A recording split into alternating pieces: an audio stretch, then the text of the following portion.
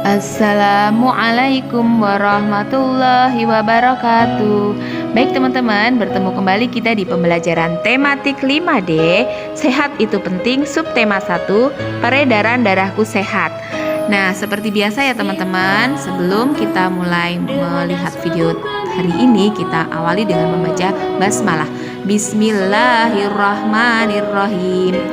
Nah, silahkan teman-teman menyaksikan video pembelajaran berikut ini.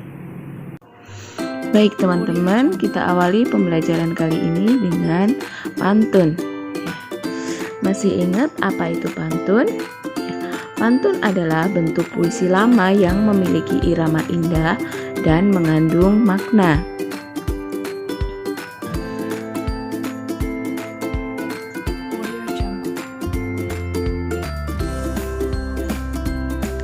Nah, ciri-ciri pantun adalah setiap bait terdiri atas 4 baris. Yang kedua, setiap baris terdiri dari 8 sampai 12 suku kata. Ketiga, setiap baris terdiri atas 4 sampai 6 kata.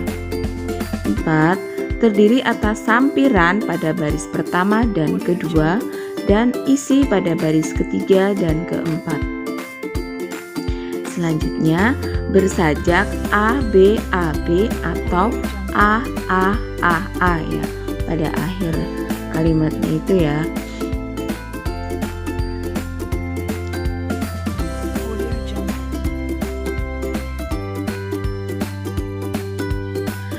Nah, kita pelajari apa itu sampiran. Sampiran adalah 2 baris awal sebagai pengantar pantun yang menyiapkan rima dan irama.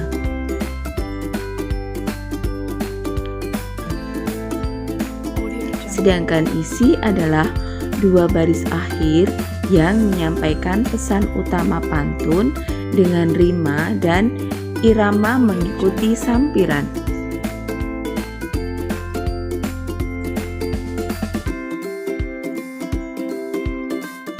Kemudian untuk bait adalah bagian teks pantun yang terdiri dari beberapa baris atau menyerupai paragraf.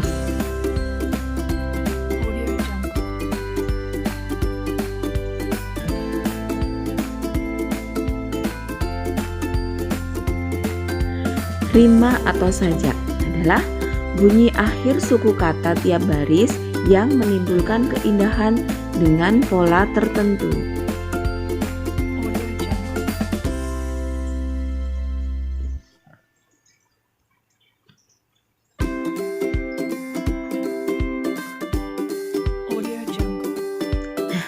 Jenis-jenis pantun.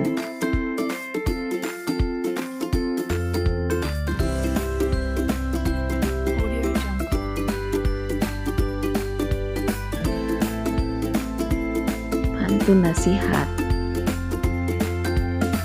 adalah pantun yang berisi mengingatkan dan menasihati seseorang agar menjadi lebih baik. Nah, contohnya ya. Lampu jalan terang berpijar, lampu berdiri di atas papan, anak sekolah harus belajar untuk meraih masa depan. Nah, kemudian pantun jenaka. Pantun yang berisi dan bertujuan menghibur orang yang mendengar.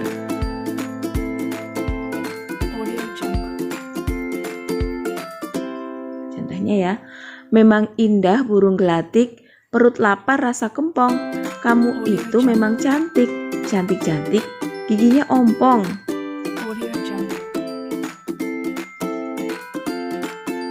Kemudian pantun teka-teki. Pantun yang berisi tebak-tebakan dan membutuhkan jawaban. Nah, ini yang biasanya seru ya teman-teman ya. Ingin hati bermain kayak, tapi apa daya langit sedang mendung. Jika kamu mampu menebak binatang apa yang tanduknya di hidung.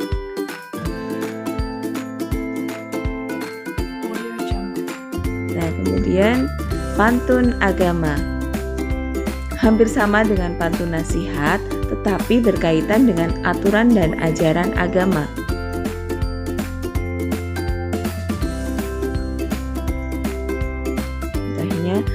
Selagi langit masih senja, ayo kita segera berangkat. Selagi usia masih muda, ayo kita segera tobat.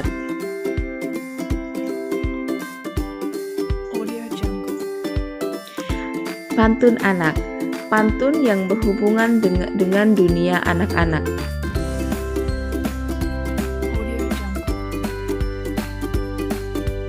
Contohnya, lihatlah burung kutilang, terbang tinggi dia pulang, main dengan senang, jadi anak yang periang. Selanjutnya kita akan belajar tentang interaksi sosial. Nah, manusia sebagai makhluk sosial memerlukan bantuan orang lain untuk memenuhi kebutuhan hidupnya. Secara sederhana, manusia memerlukan interaksi dengan manusia dan lingkungannya. Interaksi antar manusia disebut juga interaksi sosial. Contoh sederhana interaksi sosial adalah berbincang, bersalaman, jual beli, dan lain-lain. Interaksi sosial dibedakan menjadi 3, yaitu 1. Interaksi antar individu, 2. Interaksi antar kelompok, 3. Interaksi antara individu dan kelompok. Nah, yang pertama adalah interaksi antar individu, yaitu contohnya terjadi interaksi antar 2 orang.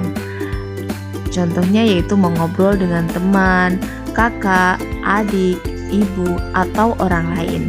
Contoh selanjutnya yaitu dokter atau suster dengan pasiennya.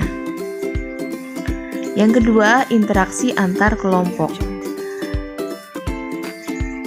yaitu interaksi antara 2 kelompok ya. Contohnya lomba tarik tambang antara 2 tim. Itu terjadi antara kelompok yang satu dengan kelompok yang lain.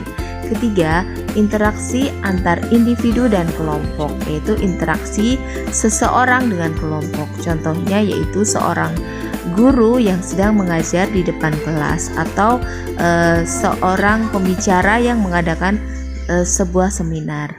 Nah, hal tersebut adalah merupakan interaksi sosial. Interaksi yang baik dapat mendukung terjadinya pembangunan sosial budaya di dalam masyarakat. Apa itu pembangunan sosial budaya? Pembangunan sosial budaya merupakan segala kegiatan yang bertujuan untuk meningkatkan kualitas hidup masyarakat, khususnya dalam menjaga lingkungan hidup.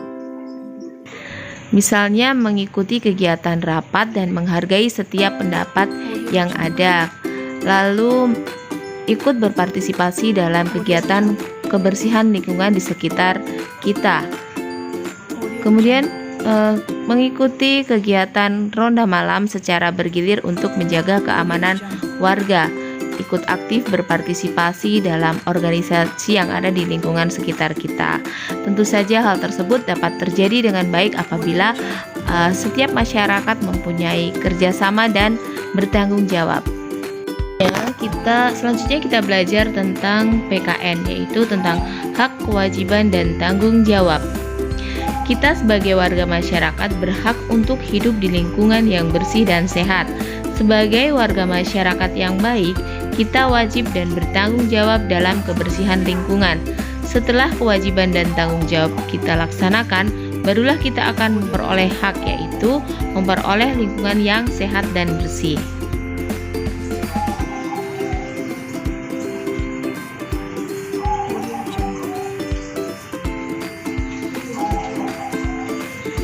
Kita akan memperoleh hak apabila kita telah melaksanakan kewajiban dan tanggung jawab kita.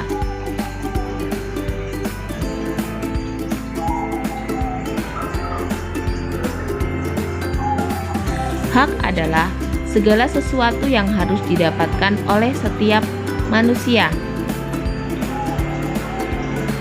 Hak melekat pada manusia dari lahir sampai selama hidupnya ya. Contohnya adalah hak memperoleh lingkungan sehat, hak mendapatkan udara yang bersih,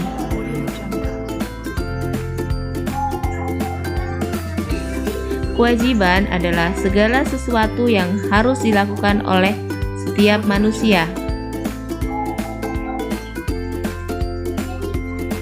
Contohnya, menjaga kebersihan lingkungan, menjaga kesehatan tubuh, mentaati peraturan yang ditetapkan.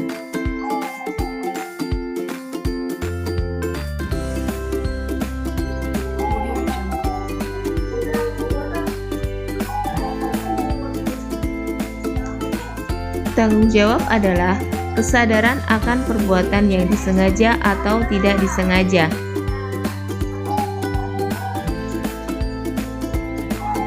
Contohnya yaitu membuang sampah pada tempatnya,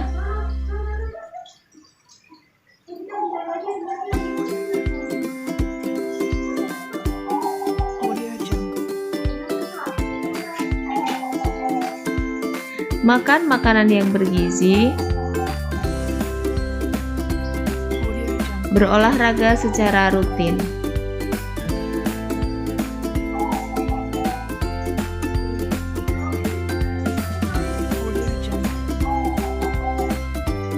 Sekarang hak, kewajiban, dan tanggung jawab di lingkungan masyarakat. Hak di lingkungan masyarakat yaitu contohnya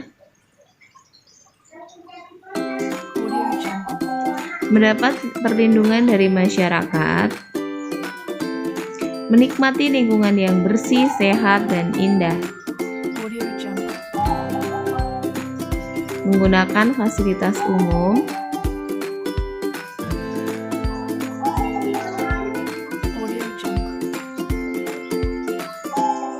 kewajiban di lingkungan masyarakat, menjaga kebersihan lingkungan, mentaati segala peraturan di lingkungan masyarakat, tolong menolong setiap warga masyarakat,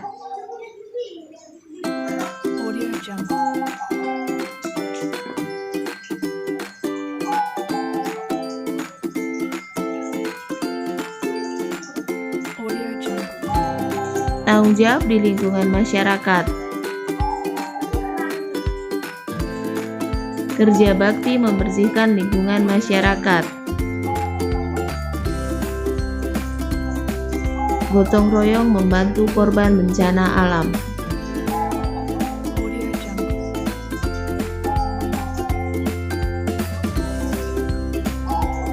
hak, kewajiban, dan tanggung jawab di lingkungan sekolah.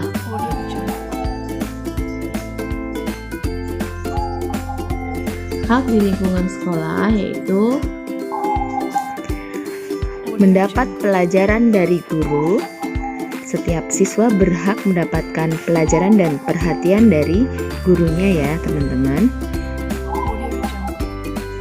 Mendapatkan penghargaan atas prestasi yang dicapai. Menggunakan fasilitas umum.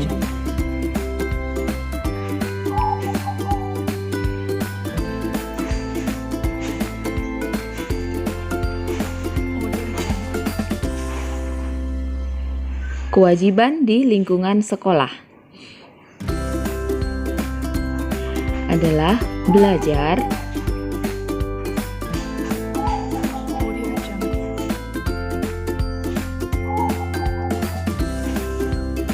mengerjakan tugas sekolah yang telah diberikan,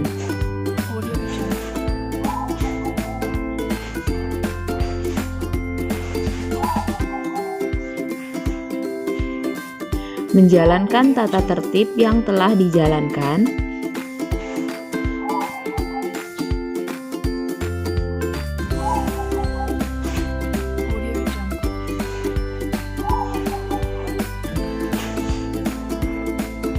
Nah, sekarang tanggung jawab di lingkungan sekolah. Disiplin dalam menjalani tata tertib sekolah. Belajar dengan giat dan rajin. Mengikuti kegiatan kerja bakti dan piket kelas. Mengerjakan tugas sekolah tepat waktu dan sungguh-sungguh.